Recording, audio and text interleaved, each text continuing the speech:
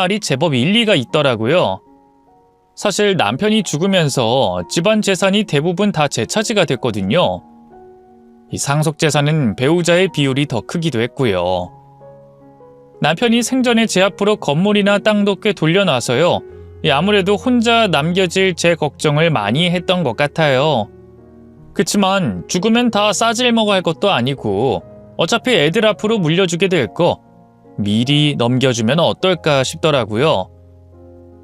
안 그래도 딸이나 아들이나 작은 회사에서 고생하고 있는 게 안타까웠거든요. 생전에 남편은 구두쇠에 젊어서 고생은 사서도 한다 주의라 애들에게 일절 지원 같은 걸 하지 않았지만 전 그렇게 하고 싶지 않았어요. 부모 재산 물려받고 조금이라도 편하게 살면 좋잖아요. 게다가 그쯤 며느리는 제 앞에서 돈 때문에 앓는 소리를 많이 했어요. 아무래도 아들 다니는 회사가 작은 중소기업이다 보니 벌이가 시원치 않았나 봐요. 요즘은 애들 키우는 게 다 돈이에요, 돈.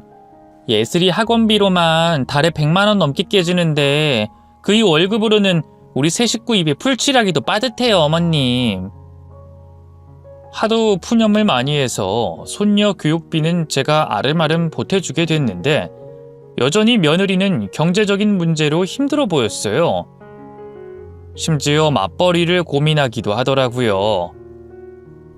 친구가 최근에 카페를 하나 열었거든요. 근데 그게 벌이가 쏠쏠한가 봐요. 손님은 미어 터지는데 일손이 딸린다고 저한테 예슬이 학교가 있는 시간이라도 와서 도와달라고 하네요. 그래?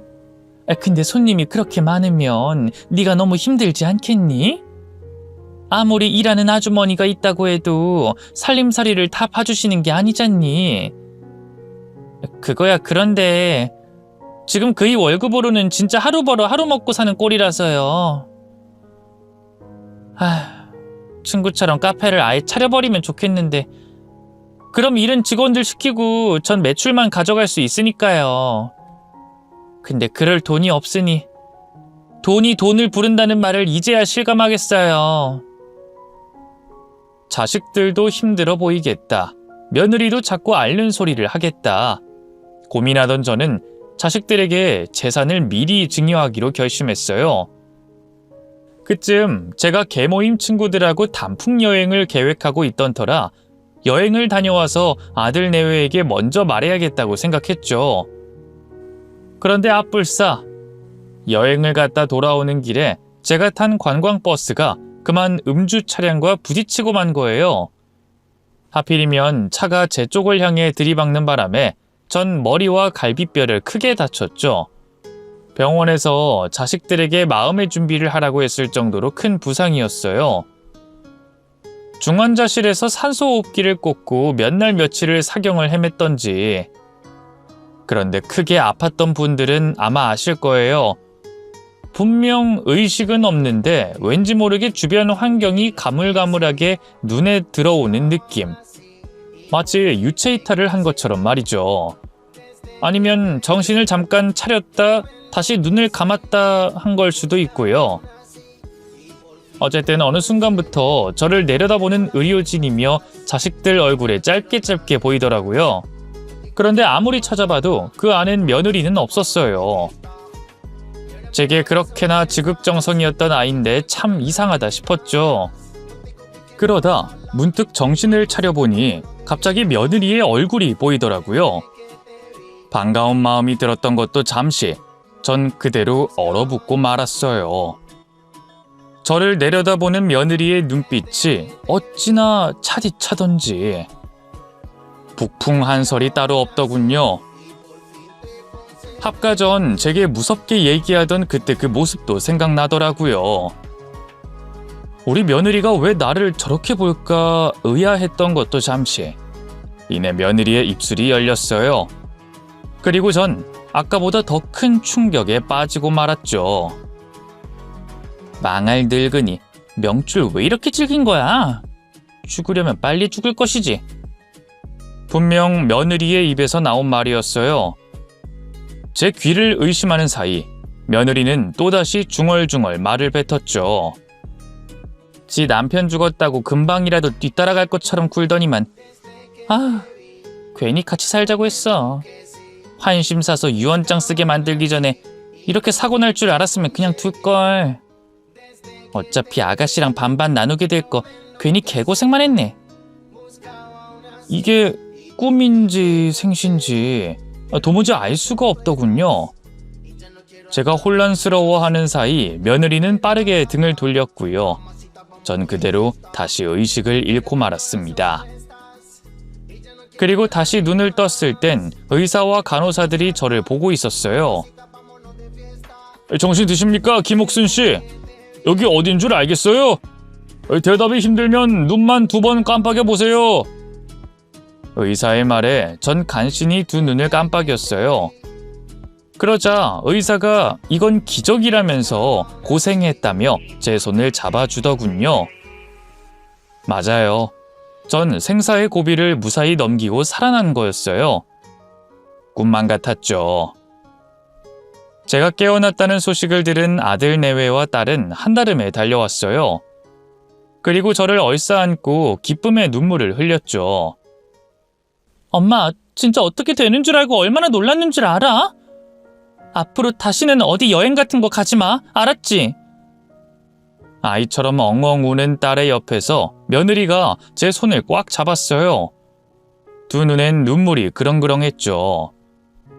어머님, 진짜 무사히 돌아오셔서 다행이에요. 그동안 어머님 진짜 큰일 나실까봐. 이도 그렇지만 저도 밥도 잘 못 먹고 잠도 잘 못 잤어요. 평소 같았으면 그런 며느리의 말에 감동해 눈시울을 붉혔을 거예요. 그런데 그 순간 꿈인 듯 현실인 듯 했던 며느리의 차디찬 모습이 다시 생각나더군요. 늙은이가 명줄이 왜 이렇게 기냐면서 빨리 죽으라고 저주하던 그 말들도요. 전 저도 모르게 며느리를 밀어냈어요. 그리고 어색한 미소로 걱정시켜서 미안하다 하고 말했죠. 다행히 며느리는 크게 이상한 점을 눈치채지 못하더라고요. 그렇게 전 병원에서 충분한 회복 기간을 가졌고요. 몇 달 뒤 무사히 집으로 돌아왔습니다. 그 사이 며느리는 제가 알던 그 예전의 착한 며느리로 돌아와 있었죠. 저를 위해서 환영 파티까지 열어줬지 뭐예요. 몸에 좋다며 손수 사골국도 고왔고요. 케이크까지 주문에 맞췄더라고요. 아들도 몰랐던 일인지 깜짝 놀라더군요. 아유, 뭘 또 이렇게 준비했어, 힘들게. 힘들긴요. 어머님이 무사히 집에 돌아오셨는데 이 정도는 해야죠. 아유, 하여간 우리 어머니 며느리 복은 타고났다니까. 아시죠? 요즘 이렇게까지 하는 며느리 없는 거. 아무것도 모른 채 자기 아내를 축혀 세우는 아들을 보니 뭔가 가슴 한켠에 날이 서더라고요. 자꾸만 저를 차갑게 노려보던 며느리의 얼굴이 잊히지 않았죠. 고민하던 저는 친구들에게 이 문제를 상담했어요. 그러자 친구 중 한 명이 뜻밖의 말을 하더군요. 네 재산 때문에 계속 착한 척 하면 쓴 것 같은데. 그치만 함께 지낸 세월이 몇 년인데 그렇게까지 오랫동안 연기를 할 수가 있나? 돈 앞에서 못할 게 뭐야. 전 그러면 한번 시험을 해보든가. 시험을 해보라고? 그래, 지금 가진 전 재산 다 처분하고 기부한다고 해봐. 그럼 본색 드러내지 않겠어? 친구의 말에 전 고개를 가로저었어요. 됐어, 뭘 그렇게까지. 주변에 봐봐. 자식들한테 괜히 미리 재산 넘겨주고 침짝 취급받는 노인네들이 한둘이야? 옥순이 네가 그렇게 되지 않으리란 보장이 있어? 재산 미리 자식들한테 넘기기 전에 한번 슬쩍 떠봐. 그게 뭐 그렇게 대단한 거짓말도 아니잖아. 친구의 계속된 충고에 결국 전 넘어가고 말았어요. 딸과 아들은 몰라도 며느리가 아무래도 찜찜하더라고요. 자식들은 몰라도 며느리는 한번 시험해봐야겠다는 생각이 들더군요. 전 집에 들어가자마자 할 얘기가 있다며 며느리를 불렀어요. 아무것도 모르는 며느리는 무슨 일이냐면서 제 앞에 앉았죠. 실은 말이다. 내가 너희야 시아버지가 죽고 나서부터 마음먹은 게 하나 있거든. 근데 영수나 영희는 아무래도 내 자식들이다 보니 말하기가 쉽지 않아서 너한테 먼저 상의를 할까 하고. 무슨 일이신데요? 내 재산 말이다. 전부 정리해서 사회에 기부를 하면 어떨까 해. 제 말에 며느리는 입을 떡 벌렸어요. 그리고는 그 많은 재산을 전부 다요? 하며 기막혀 하더군요. 그래, 그 양반이 폐암으로 죽었잖니.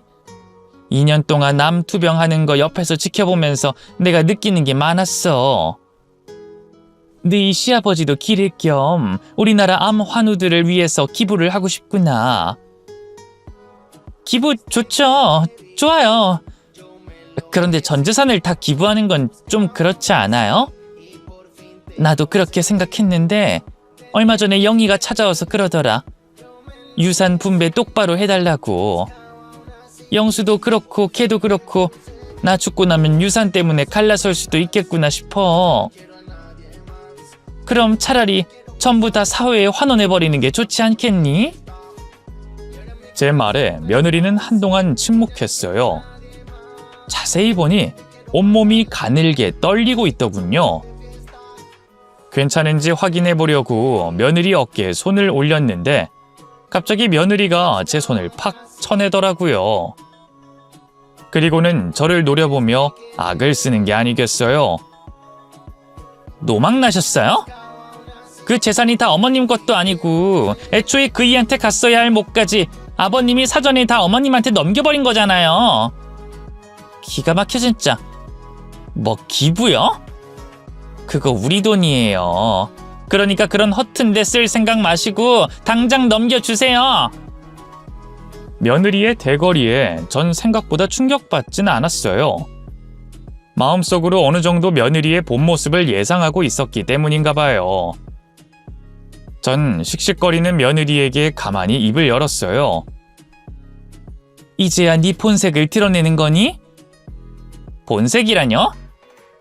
내가 교통사고로 병실에 누워있을 때 네가 하던 말 다 들었다. 망할 늙은이 명줄이 왜 이렇게 질기냐. 죽으려면 빨리 죽어라. 뭐 그런 식으로 말했었지? 사실 이건 그냥 떠본 거였거든요. 제가 개꿈을 꿨거나 헛걸 본 걸 수도 있으니까요. 그런데 그 순간 며느리의 인생이 하얗게 질리더군요. 그때 깨어 계셨어요? 분명 의식이 없을 때였는데? 며느리의 그 한마디에 모든 게 명료해지더군요. 친구의 말이 맞았어요. 며느리는 지금까지 재산 때문에 제 앞에서 가면을 써왔던 거예요. 10년 넘은 긴 세월 동안 어쩜 그렇게 감쪽같이 속일 수 있었는지 참 대단하다 싶더라고요. 뭐예요? 지금 그걸로 저 시험해 보신 거예요? 애초에 재산 기부할 생각 같은 거 없으셨는데 저 떠본 거죠? 그래, 그렇다면 어쩔 거냐? 이 망할 늙은이가 정말... 본색을 드러낸 며느리는 더는 거리낄 게 없었나 봐요. 벌떡 일어나더니만 제게 인정사정 없이 달려들더군요. 그리고 며느리의 손이 제 얼굴을 향해 날아오는 순간 전 이대로 얻어맞는다는 생각에 두 눈을 질끈 감았죠. 그런데 바로 그때였어요. 당신 지금 뭐 하는 거야? 미쳤어? 언제 왔는지 아들이 달려와 저와 며느리를 떼어놨어요. 당황한 며느리가 허둥지둥 변명을 했죠. 당신 언제 왔어요? 오늘 분명 늦는다고. 지금 그게 중요해? 당신 지금 어머님한테 뭘 하려고 했어? 설마 때리려고 한 거야? 아니에요. 전 그냥... 그리고 지금 어머니가 한 말이 다 사실이야? 당신 정말 어머니한테 빨리 죽으라는 둥 그런 악담했어? 아들은 저와 며느리가 나눈 대화를 다 듣고 있었던 모양이에요. 며느리도 그 사실을 알고 하얗게 질려 어쩔 줄 몰라 했죠. 여보, 그게 아니라... 듣기 싫어. 내가 당신 거지 같은 친정이 허구한 날 연락해서 돈 뜯어가도 왜 참은 줄 알아? 당신이 우리 부모님한테 헌신적으로 잘했기 때문이야. 이렇게 우리 부모님한테 자식처럼 잘하는데 나도 마땅히 처갓집에 잘해야지. 허물도 덮어줘야지. 그렇게 생각했다고. 처음 듣는 얘기였어요. 사돈댁에서 그동안 돈을 뜯어가고 있었다니. 어쩐지 그 경우 없던 사부인이 단돈 1,000만 원에 잠잠해진 게 이상하다 싶었죠. 그런데 아들의 충격적인 폭로는 여기서 끝이 아니었습니다. 여보, 내가 잘못했어요. 네? 진짜 사람이 탐욕스러운 것도 정도가 있어야지. 내 월급 다 친정에 꼬라박는 걸로도 부족해? 당신도 알잖아. 내 월급 절반 넘는 돈이 장인어른 도박빚 갚는 데 쓰이고 장모님 옷 사고 가방 사는 데 쓰이는 거. 그뿐이야? 우리 아파트 판 돈은 고스란히 다 친정에 줬잖아. 근데 이젠 우리 어머니 재산까지 노려? 아니에요. 전 그냥 어머님이 갑자기 전 재산을 기부한다고 하길래 놀라서. 본심이 아니었어요. 정말이에요. 며느리는 급기야 바닥에 엎드려 싹싹 빌기 시작했어요. 하지만 아들은 한 번 아니다 싶으면 바로 돌아서는 아이거든요. 역시나 그런 며느리를 거들떠보지도 않더군요. 다 필요 없고 우리 이혼하자. 급기야 아들은 며느리에게 이혼 얘기를 꺼냈어요.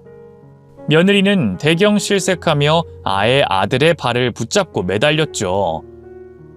여보, 이걸로 이혼이라뇨. 당신 정말 내 얘긴 들어보지도 않고 이럴 거예요? 됐어. 더 들을 가치도 없어.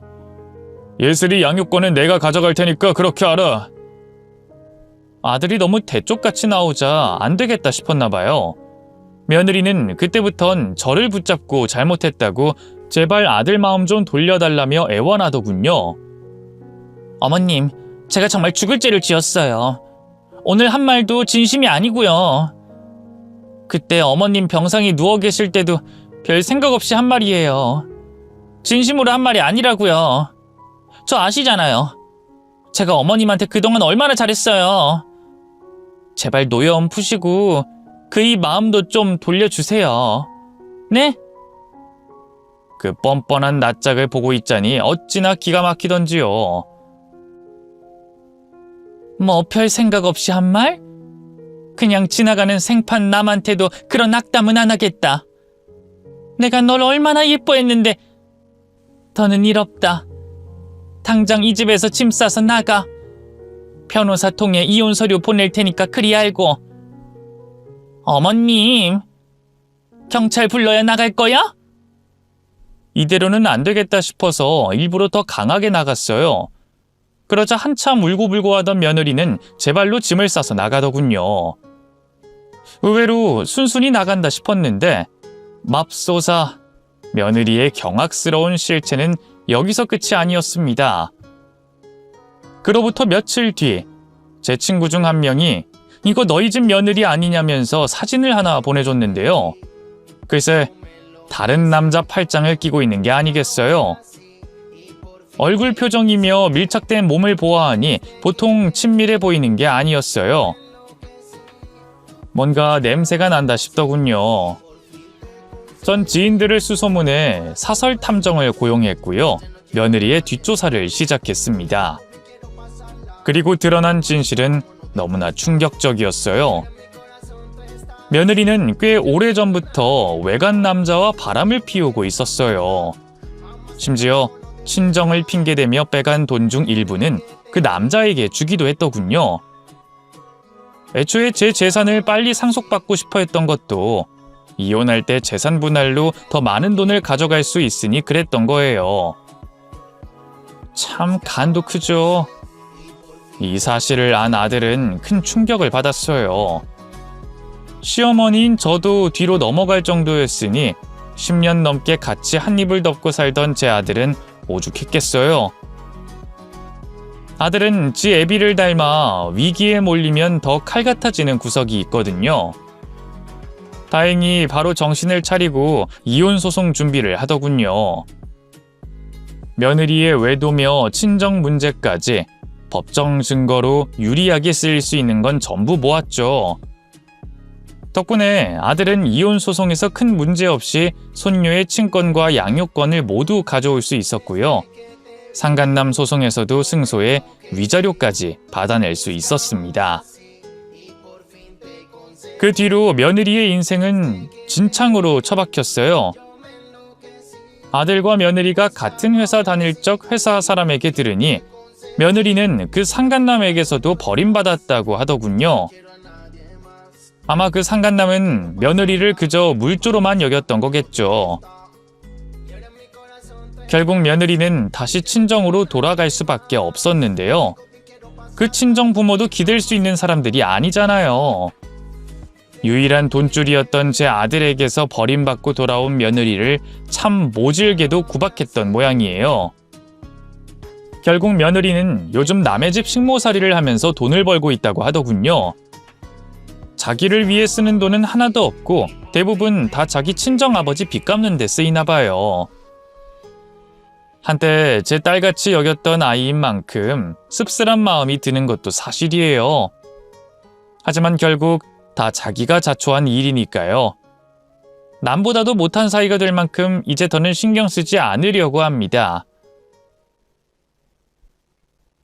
사실 이혼하고 얼마 안 돼서 며느리가 저한테 연락을 한번 한 적이 있어요. 자기가 잘못했다고 제발 아들 마음 좀 돌려달라고 눈물로 애원을 하더군요. 옛날 같았으면 그 모습이 안쓰럽고 가여웠을 텐데 며느리의 본색을 알게 돼서일까요? 또 어떻게 사람 뒤통수를 치려고 그러나 경계되기만 하더라고요. 그래서 앞으로 다시는 연락하지 말라고 모질게 말하고 끊었죠. 저희 집 재산을 노렸던 건 둘째치고 제 아들 두고 바람핀 건 용서할 수가 없더라고요. 다행히 아들은 이혼 후에도 잘 살고 있어요. 제 앞에선 내색하지 않은 걸 수도 있겠지만 그렇게 힘들어하는 것 같지 않아요. 밥도 잘 먹고 잠도 잘 자고 평소의 아들과 다를 게 없답니다. 그리고 아는 분 소개로 아들이 재작년에 회사를 더 큰 곳으로 옮겼는데요. 나이 들면서 일 욕심이 생겼는지 부쩍 열심이더라고요. 얼마 전 자기 나이치고는 빠르게 과장으로 승진도 했네요. 아마 본인 나름대로 아픔을 잊으려고 더 일에 매달렸던 거겠죠. 그리고 아들이 전 며느리에게 대인 게 많아 재혼은 할 수 있을까 싶었는데 다행히 최근 만나는 아가씨가 생겼어요. 같은 회사 부하 직원인데 어찌나 싹싹하고 예의 바른지 지난 주말에 만나 함께 밥을 먹었는데 딱 봐도 참하고 선하게 생겼더라고요. 그 아가씨는 초혼인데 우리 아들에게 푹 빠져 그런지 이혼 경력이 있는 것도 딸이 있는 것도 상관없다네요. 그쪽 집안 분들도 사람만 좋으면 상관없다고 하고요. 얼마나 감사한 일인지요. 다행히 손녀도 아직 어려서 그런지 금방 새 며느리에게 마음을 열더라고요. 그것 또한 감사한 일이다 싶어요. 어쨌든 요즘은 아들의 재혼 준비로 정신이 없답니다. 아들의 두 번째 결혼은 부디 잘 풀리길 바라야죠. 긴 얘기 들어주셔서 감사합니다.